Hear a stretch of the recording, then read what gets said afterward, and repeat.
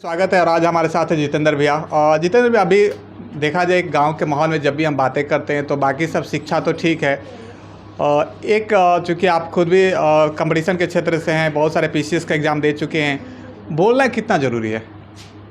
बोलना तो बहुत ज़रूरी है, इसलिए कि ये बोलना जो है कॉन्फिडेंस लेवल ही नहीं, साथ साथ अपने ज्ञान को भी जो है वो लाइटेड करता है। और अक्सर ये देखा जाए तो जब भी हम बड़े कोचिंग या संस्थान में जाते हैं तो वहाँ पे एक मॉक इंटरव्यू होती है, इस प्रकार के जो चीज़ें जो पीसीएस के एग्ज़ाम और यूपीएससी के एग्ज़ाम में ज़रूरत होती है। ये नहीं लग रहा भैया कि अगर हम इसको बचपन से एक बच्चों के अंदर डालें तो कहीं ना कहीं उनकी जो लेवल होगी, थिंकिंग लेवल होगी, और हाई हो जाएगी? हाँ, वो डेफिनेट है, क्योंकि स्टार्टिंग अगर उसका स्ट्रांग है तो आगे चलकर उसका जो है वो डर है वो हमेशा के लिए ख़त्म हो जाएगा। क्योंकि स्टार्ट में ही बच्चों को नहीं देने के कारण, यानी कि वो लेवल तक नहीं देने के कारण ही ऐसा होता है कि बाद में चलकर अगर उसको एक बैग मिलता है तो उसको डर लगता है। भैया, आप बहुत दिनों से पढ़ा रहे हैं, बच्चों को शिक्षा दे रहे हैं, खुद भी कंपटीशन के फील्ड में हैं। क्या अंतर देखते हैं जब आप कंपटीशन के फील्ड से और जो अभी बच्चे प्रिपेयर कर रहे हैं? क्योंकि कहा जाता है कि जब 6 या 7 क्लास के बच्चों से प्रिपेयर कराया जाए तो बहुत सारे प्रेशर आने लगते हैं कि आप सिलेबस पढ़ाइए। आउटर नॉलेज के बारे में हम लोग आज भी अपनी मानसिकता क्यों नहीं बदल रहे हैं?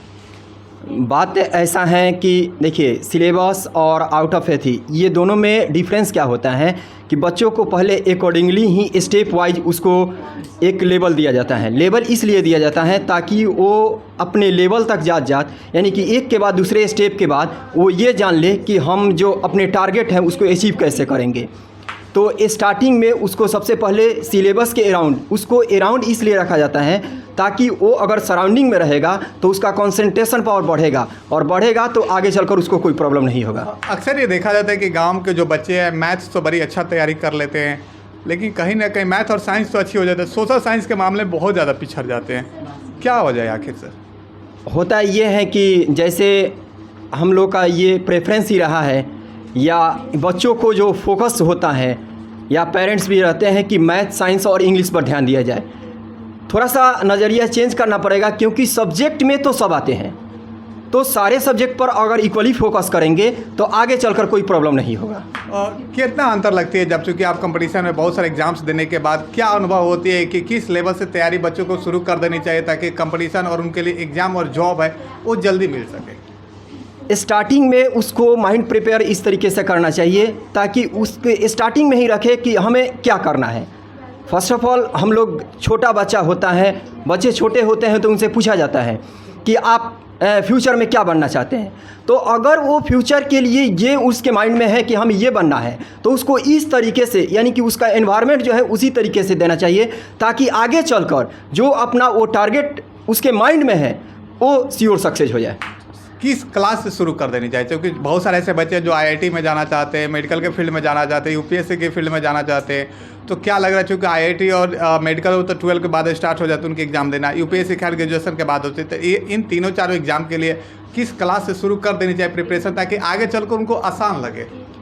वो तो ऐसा है कि 10 के बाद जो है वो सब्जेक्ट का डिवीज़न होता है, तो 10 के बाद डिवीज़न है तो 10th से ही स्टार्ट कर दे, क्योंकि सोशल साइंस जो है वो 10th से ही स्टार्ट है। यहाँ तक कि 9th में होता है, लेकिन प्रॉपरली तरीके से अगर देखा जाए तो फोकस जो है 10th क्लास में किया जाए। 10th क्लास के बाद अगर 10th क्लास से ही स्टार्ट करते हैं तो आगे उनको बिल्डअप करने में कोई प्रॉब्लम नहीं होगा। अक्सर जितने भी एक्सपर्ट हैं, एग्जाम के एक्सपर्ट्स हैं, जब उनसे बातचीत की जाती है तो उनकी एक ही बात होती है कि अगर आप प्रिपेयर करना है तो 6 से लेकर 12 तक के सारे बुक्स को रट जाइए। और तो ये नहीं लग रहा है कि जो हम फिर बात 12 बाद जो हम मेहनत करेंगे 6 क्लास की किताब को पढ़ने में, उसको 6 क्लास से शुरू कर दिया जाए?